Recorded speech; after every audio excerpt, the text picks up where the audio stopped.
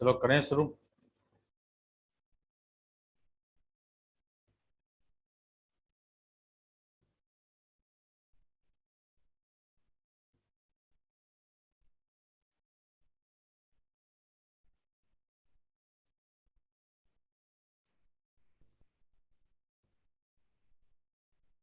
अब देखो, वे क्वेश्चन करते हैं। कल जो मैंने आपको बताया था उसी के बेस पे क्वेश्चन कर रहे हैं कि prove that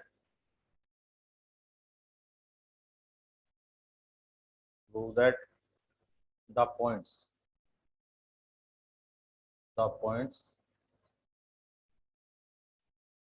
A comma B plus C.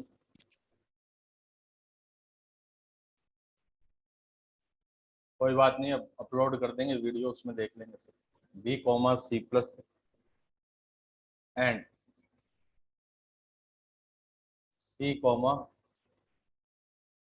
A plus are collinear. ये क्वेश्चन है।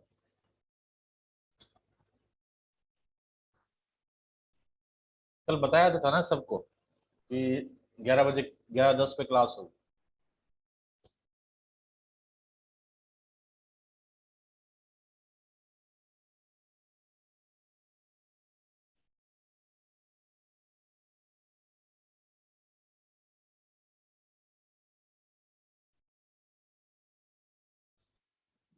फिर भी नहीं आए बच्चे।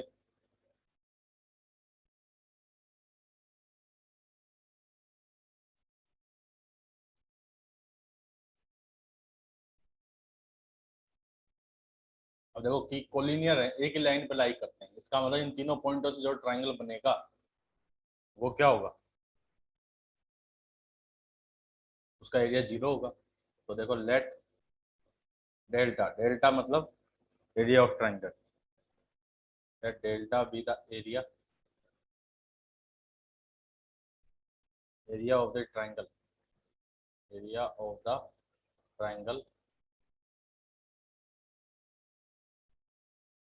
formed formed by the points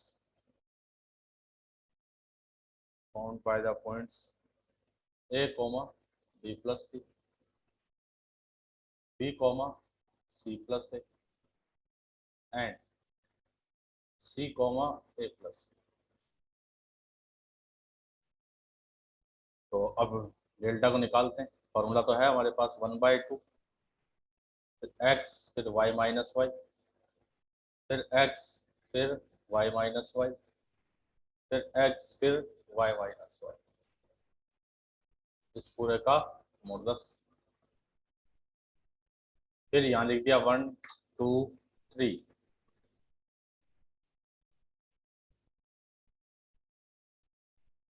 फिर यहाँ लिख दिया 2 3 1, फिर यहाँ पे 3 1 2। देखो 1/2,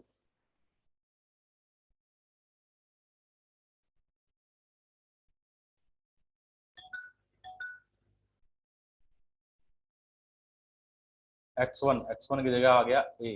देखो पहला जो पॉइंट है वो x1 y1,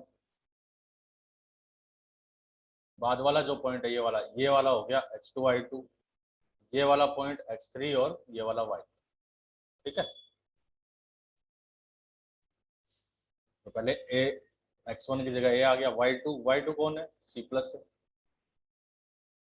है, फिर माइनस का y3 कौन हो गया, -a, फिर x2 देखो, x2 है b, फिर y3 a plus B, minus y1 तो माइनस बी माइनस c, फिर x3 c, फिर y1 माइनस y2, तो y1 देखो कितना है, y1 तो हो गया b प्लस सी,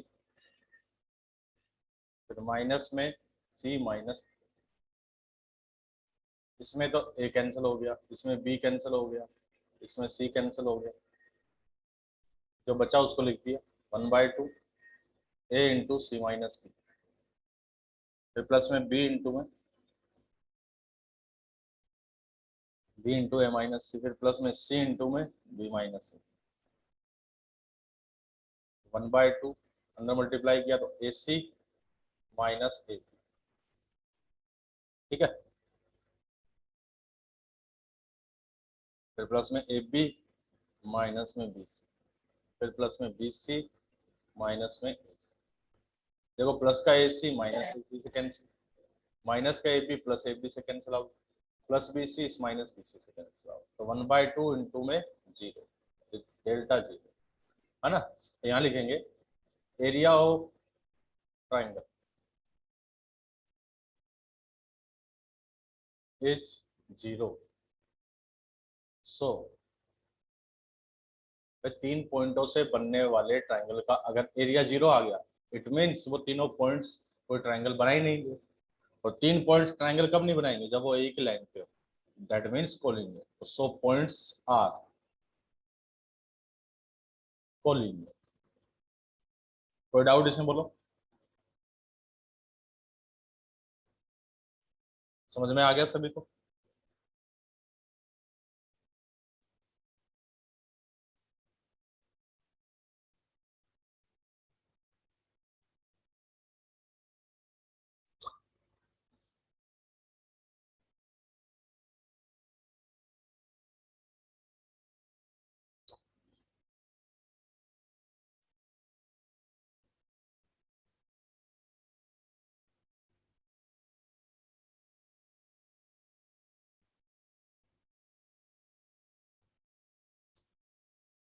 बताइए बच्चों, किसी को कोई प्रॉब्लम इसने में।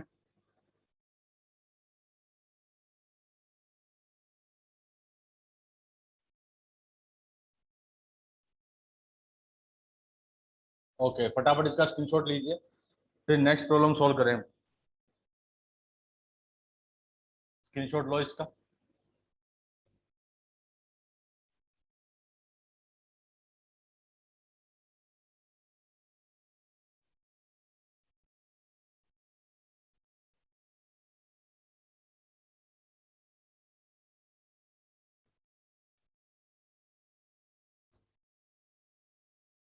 डन।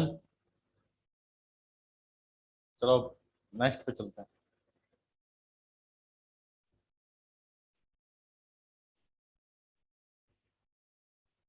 अब देखो नेक्स्ट क्वेश्चन है,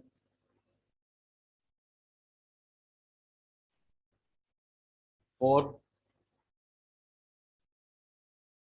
what value of x, for what value of x will the points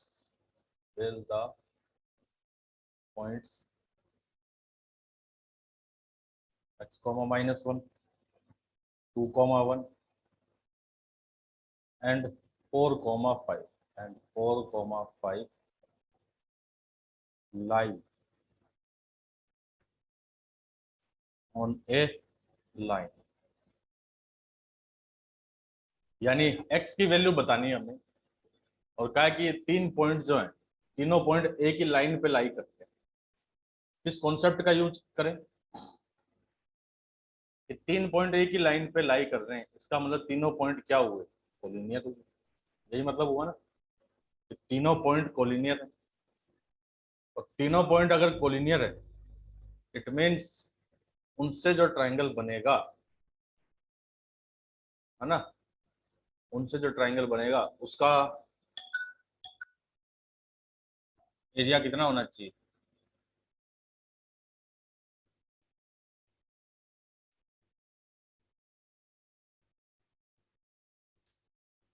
attendance रहते हैं बेटा एक बार आपकी, आज बच्चे तो कम है काफी।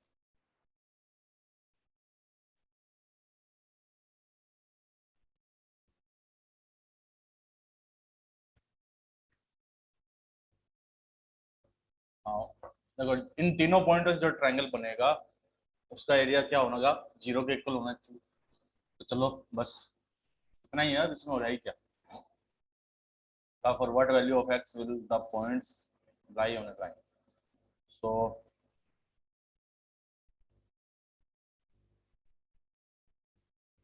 Let delta be the area of the triangle, area of the triangle formed by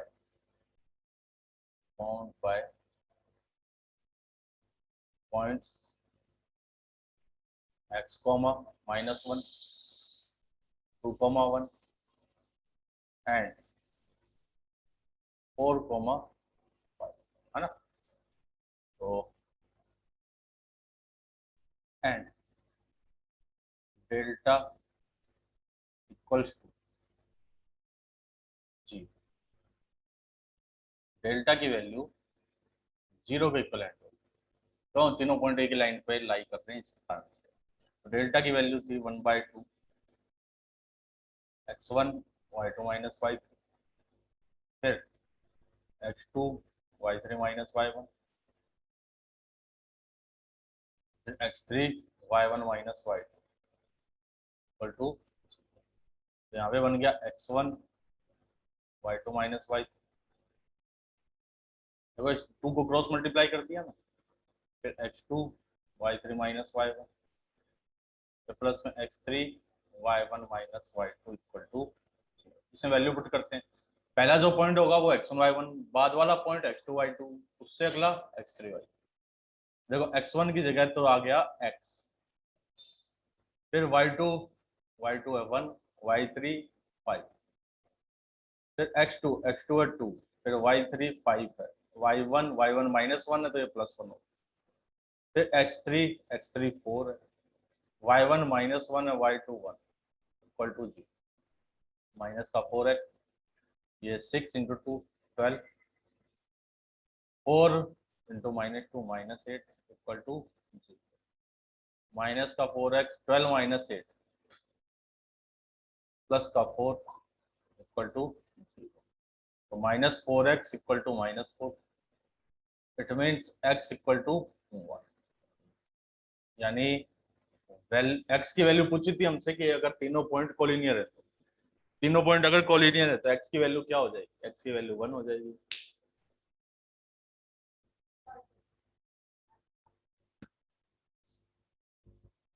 किसी को कोई डाउट बच्चों इसमें बोलो, स्क्रीनशॉट ले लो बेटा इसका फटाफट, और अगर कोई चीज समझ में नहीं आई है तो वो पूछ लीजिए, या कोई पॉइंट समझ नहीं आया हो।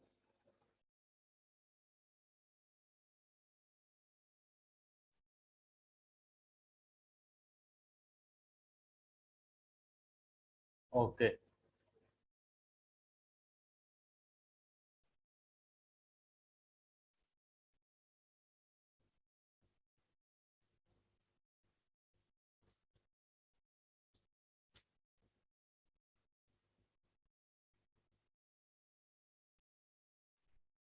विराट एक क्वेश्चन भेजा था तूने मेरे पास, वो इसी कॉन्सेप्ट पे बेस्ड था, मैंने उस वक्त इसीलिए नहीं बताया वो, क्योंकि मैं बता भी देता तो भी समझ में नहीं आता। एक क्वेश्चन भेजा था आपने, देखो मैं एक बार देखता हूँ।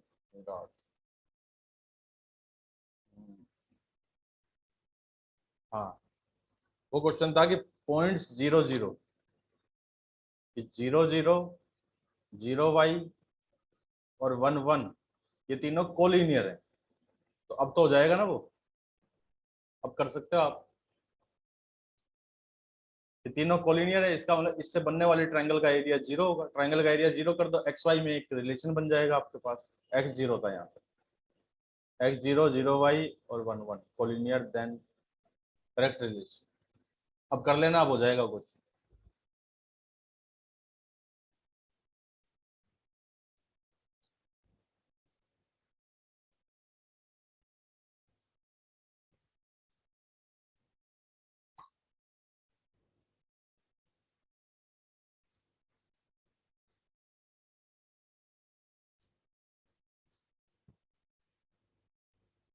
अब देखो और क्वेश्चन करते हैं।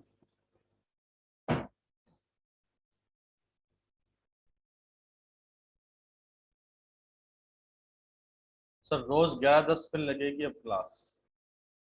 हाँ, क्योंकि ये स्लॉट खाली है, आपको 12 बजे तक वेट करना पड़ता, 12:30 तक, 12:45 तक, 12:45 पे क्लास होती थी।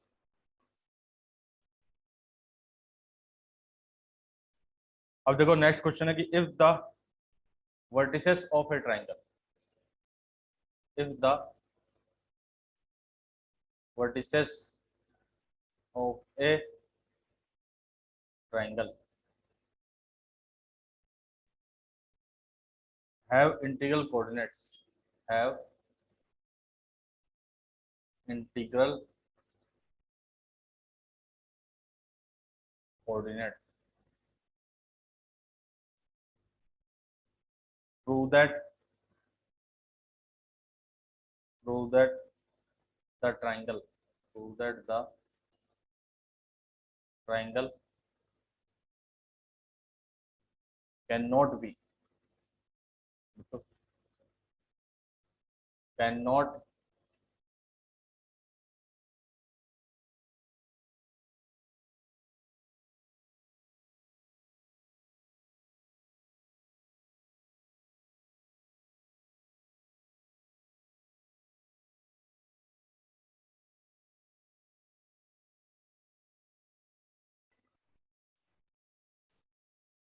ठीक है, ये क्वेश्चन है।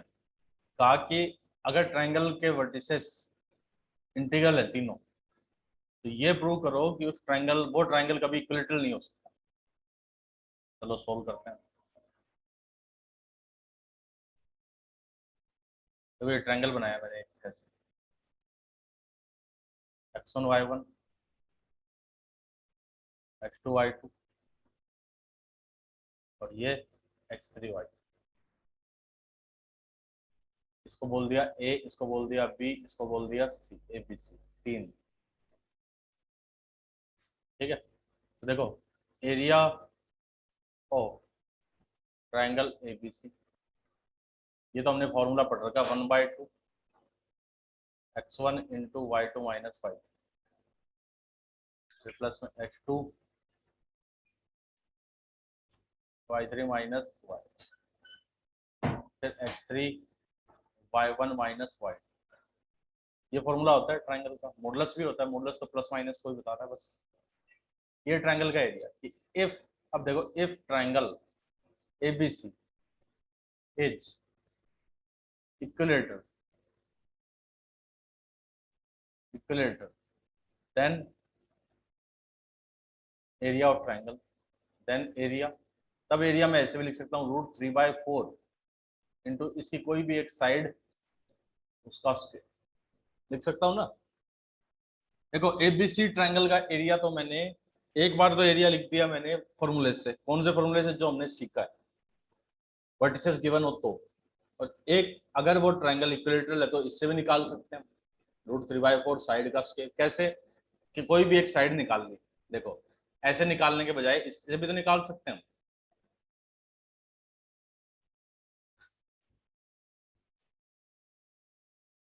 इससे कैसे कि दो पॉइंटों के बीच की, जैसे ये और ये, इन दो पॉइंटों के बीच की डिस्टेंस ये फाइंड कर ली हमने ऐसे, तो ये साइड आ गई, इस साइड का स्क्वायर कर दिया और √3/4 से मल्टीप्लाई कर दिया, तो वो क्या होगा?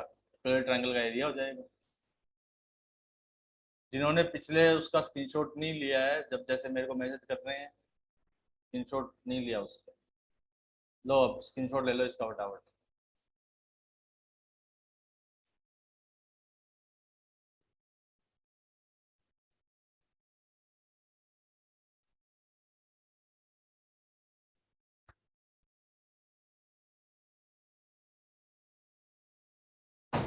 अगेन पार्सल आया?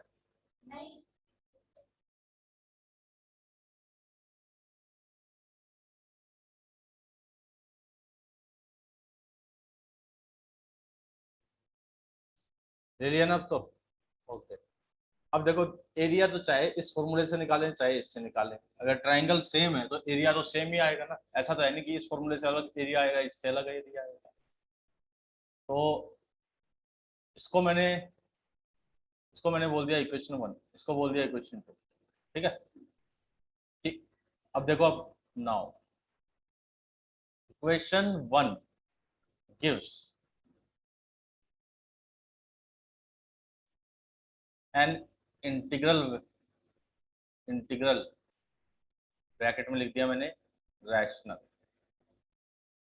रैशनल वे, अगर मैं इक्वेशन 1 को देखो x1 y1 x2 y2 x3 y3 सभी इंटीजर है। क्वेश्चन में एक आता ना इंटीग्रल कोऑर्डिनेट्स, यानी सभी इंटीजर है। इंटीजरों दो इंटीजर को मल्टीप्लाई करूं, डिवाइड करूं, सब्ट्रैक्ट करूं, ऐड करूं, यानी मैं कुछ भी करूं उनको ऐड कर दूं, सब्ट्रैक्ट कर दूं, मल्टीप्लाई करूं या डिवाइड करूं, कुछ भी करूं तो आंसर जो आएगा ना वो इंटीजर ही आएगा हमेशा। तो जो इक्वेशन 1 है वो हमेशा क्या देगी, इंटीग्रल वैल्यू देगी, हमेशा इंटीग्रल वैल्यू देगी, या फिर कह दो रैशनल वैल्यू देगी। रैशनल, हर इंटीजर क्या होता है, रैशनल होता है। लेकिन देखो साइड लेंथ कितनी भी आई हो, साइड का स्क्वायर, किसी भी नंबर का स्क्वायर वो हमेशा क्या होता है, रैशनल। तो यानी ये वाली तो रैशनल, ये रैशनल इंटू √3/4, रैशनल इंटू √3/4, ये कितना हो जाएगा, इररेशनल। ठीक है, but equation 2 gives an irrational value. है ना, कि इक्वेशन 1 से तो आंसर हमेशा रैशनल आएगा, जबकि इक्वेशन 2 से जो आंसर आएगा ना वो हमेशा इररेशनल आएगा। अब आप बताओ क्या एक रैशनल नंबर और एक इररेशनल नंबर आपस में इक्वल हो सकते हैं? कभी नहीं होंगे, है ना। तो इसका मतलब एरिया 1 से अलग आ रहा है, 2 से अलग आ रहा है, जबकि ऐसा होना तो नहीं चाहिए। तो इसका मतलब क्या है, इसका मतलब ये है कि फिर वो इक्विलेटरल ट्रायंगल ही नहीं हो सकता, है ना।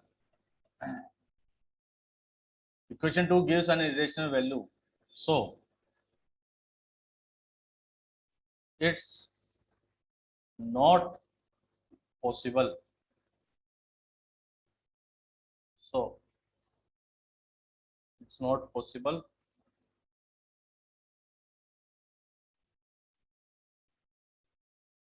to triangle cannot be madam कैसे क्लास लगाई रखी है, मैं कभी नहीं चहक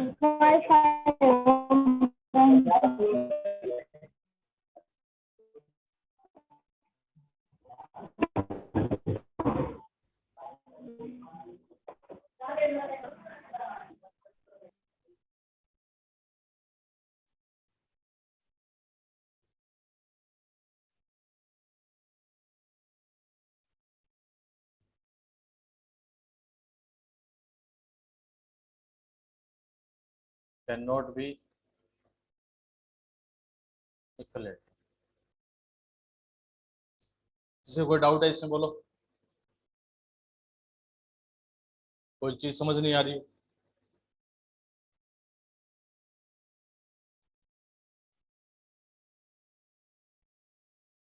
समझ में आ गया कि दो, एक रैशनल नंबर इरेशनल के इक्वल नहीं हो सकता, जबकि एरिया तो चाहे उससे निकाले चाहे इससे निकाले सेम आना चाहिए। इसका मतलब क्या है, इसका मतलब ये है कि वो जो ट्रायंगल होगा वो इक्विलेटरल कभी नहीं हो पाएगा, और यही प्रूव करना था। स्क्रीनशॉट ले लीजिए इसका।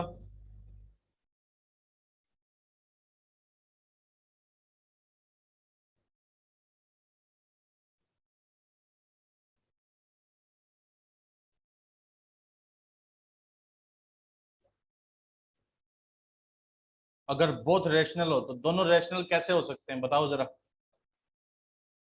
देखो √3/4 इनटू किसी भी नंबर का स्क्वायर, क्योंकि ये जो स्क्वायर होगा ना ये पूरा, ये हमेशा रैशनल आएगा। और एक रैशनल नंबर को √3/4 से मल्टीप्लाई करेंगे तो ये सारा का सारा इररेशनल आएगा, तो ये हमेशा ही इररेशनल होगा। ठीक है, तो दोनों रैशनल नहीं आ सकते। दोनों रैशनल तभी आएंगे जब वो ट्रायंगल इक्विलेटरल ना हो। चाहो तो आप है ना, देखो आप क्या करो, एक ट्रायंगल एज्यूम करो उसके, और वो इक्विलेटरल होना चाहिए लेकिन, ठीक है। तो उसके जो कोऑर्डिनेट होंगे ना, आप ध्यान से देखना, उसके कोऑर्डिनेट इंटीजर नहीं होंगे। आप एक काम करना, आपके पास जो भी बुक होगी उसमें कोई क्वेश्चन ढूंढना जिसमें ये प्रूव करना हो कि ये ट्रायंगल इक्विलेटरल है, या आपने आज से पहले अगर कोई किसी बुक में ऐसा कोई क्वेश्चन सोल्व किया हो जिसमें ट्रायंगल इक्विलेटरल आ रहा था, तो देखना उसके कोऑर्डिनेट जो होंगे ना, उसके कोऑर्डिनेट वो नहीं होंगे, इंटीजर नहीं होंगे। इंटीजर क्या, रेशनल भी नहीं होंगे। इस क्वेश्चन में तो इंटीजर का है, उसके कोऑर्डिनेट रेशनल भी नहीं होंगे। देखो मैं एक एग्जांपल दे के बताता हूँ तुम्हें, क्योंकि आप लोग तो अभी इतने आगे तक पहुंचे नहीं कि खुद एक ऐसा कोई एग्जांपल सोच लो जो इक्विलेटरल ट्रायंगल का हो। जैसे मैंने देखो एक 3 पॉइंट लिखे, 0 0 लिखा, एक √3, 0 लिखा और एक 2, 0 लिखा। इन दोनों के बीच की डिस्टेंस आएगी 2। इन दोनों के बीच की डिस्टेंस भी √3 - 2, 0, 2 है। 0 0 2 0 √3 1 है, √3, 1। हाँ, इन दोनों के बीच की डिस्टेंस 2 होगी। इन दोनों के बीच की डिस्टेंस ऐसे है ना, 0 0 फिर 2 0 फिर 1, √3, 1 नहीं, 1, √3 करेंगे। 1, √3, तो 1 और 3 और फिर 2 - 1। हाँ, ये इसकी भी डिस्टेंस 2 होगी और इनके बीच की डिस्टेंस भी 2 होगी, यानी ये ट्रायंगल देखो इक्विलेटरल बनेगा। आप चाहो तो इसको बना के देख लो। तीनों पॉइंटों के, ये जो 3 पॉइंट है, इन तीनों पॉइंटों से जो ट्रायंगल बनेगा वो इक्विलेटरल ट्रायंगल बनेगा। और उस इक्विलेटरल ट्रायंगल में भी आप ध्यान से देखो, ये जो कोऑर्डिनेट है ना, ये वाला, ये इरेशनल है।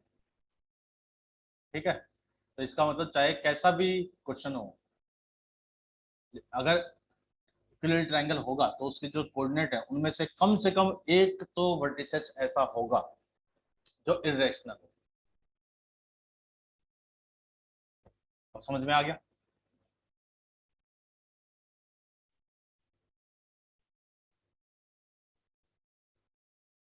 ओके,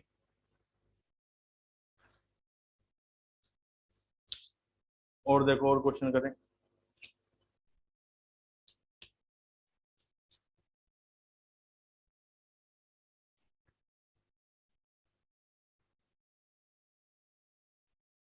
तो एक बार प्रीवियस पेज करना।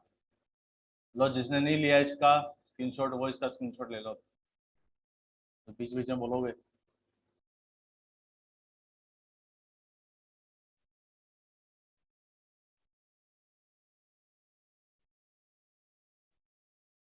चलो ये क्वेश्चन और कर लेते हैं।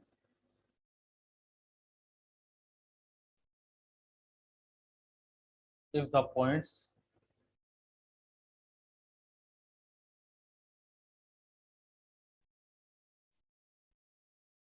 P -3, 9, Q A, B and R 4, -5 are are collinear and A plus B equal to 1, find values of A and B। ये क्वेश्चन है, देखो इसको सॉल्व करते हैं।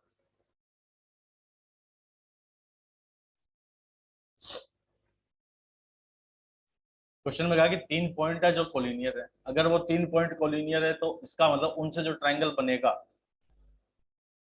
है ना, उस ट्रायंगल का एरिया क्या होगा? 0 होगा। देखो ये काफी अच्छा कॉन्सेप्ट है। जब भी 3 पॉइंट कोलिनियर होंगे तो उनसे बनने वाले ट्रायंगल का एरिया हमेशा ही 0 के इक्वल होगा। तो बस डेल्टा इक्वल टू 0, तो 1/2 x1 y2 - y3, फिर x2 y3 - y1, फिर प्लस में x3 y1 - y2 equal to 0। Triangle का एरिया 0 है तो इसको तो मल्टीप्लाई कर देते हैं, 2 को तो क्रॉस मल्टीप्लाई कर दिया। x1 इन सब की वैल्यू रखते हैं, देखो -3, y2 कितना है? y2 है b, y3 कितना है? -5, तो +5। फिर x2 कितना है? a, फिर y3 -5, फिर -9, फिर x3 की वैल्यू 4, y1 की वैल्यू 9, फिर -y2 है b इक्वल टू 0। देखो माइनस का 3b -15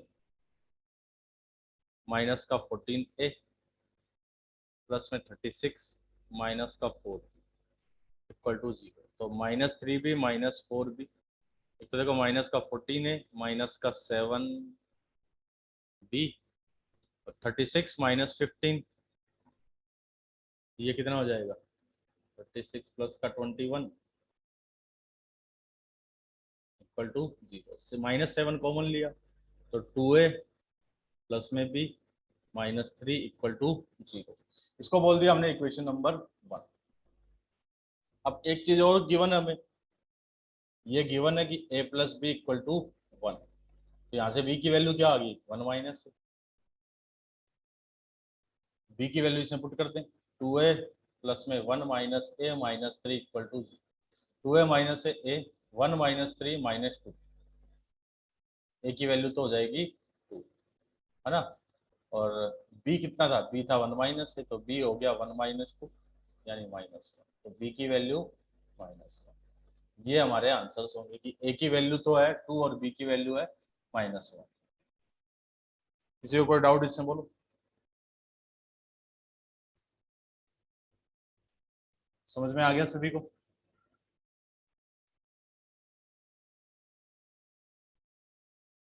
स्क्रीनशॉट ले लो भाई सभी इसके।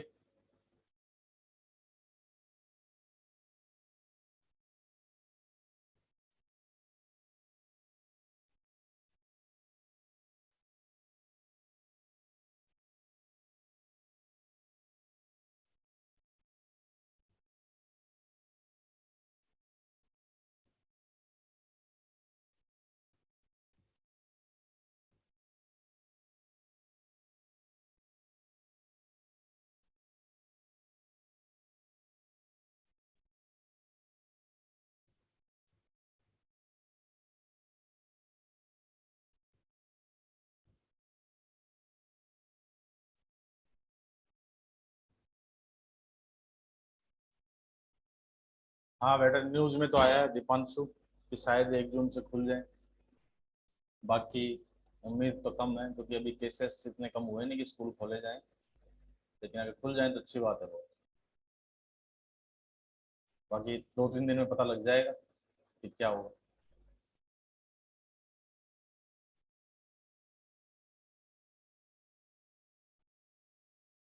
क्वेश्चन में प्रॉब्लम है तो बोलो ना, फालतू की बातें कहने लग जाते हो।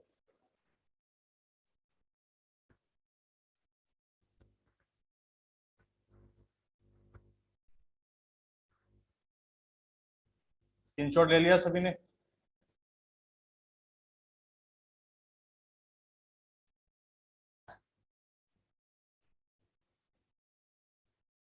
ओके।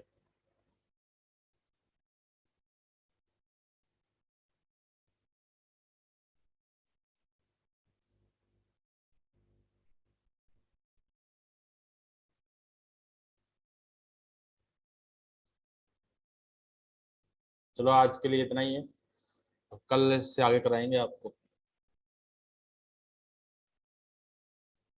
और बहुत से बच्चों ने अभी भी नहीं भेजा है अपना वर्क मेरे को, तो सभी लोग भेज दें, फिर मैं उनके नाम लिख के भेजूंगा उनको आगे, नारा मैम को भेजने जिन जिन का होमवर्क आ गया है।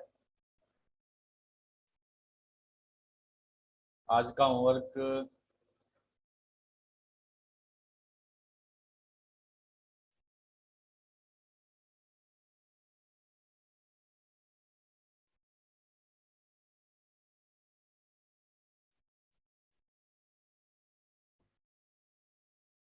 अभी बताते हैं बेटा एक बार।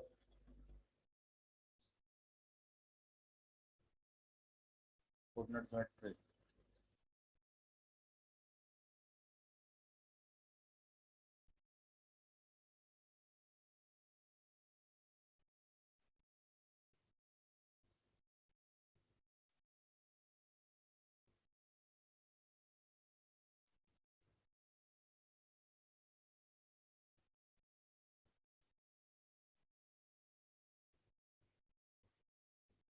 आपको कॉन्सेप्ट एप्लीकेशन लेवल के 10 तक के क्वेश्चन दिए थे मैंने आपको, इनमें सभी हो गए के क्वेश्चन?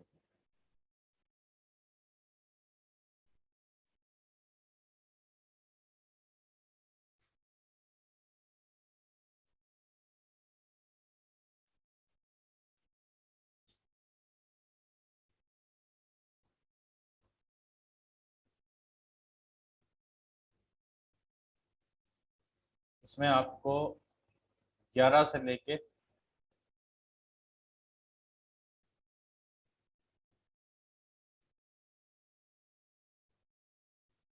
24 तक के क्वेश्चन।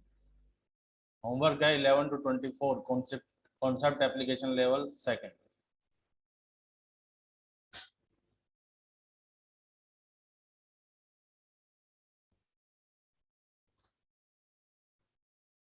हाँ, जो क्वेश्चन सिमिलर उनको रहने देना। 11 से समझ में आ गया ना, कॉन्सेप्ट एप्लीकेशन लेवल सेकंड, ठीक है। और 11 to 24 या 23 जितने भी हैं, ठीक है, इतने इतने क्वेश्चन करने हैं सब। ये होमवर्क है सभी आज का।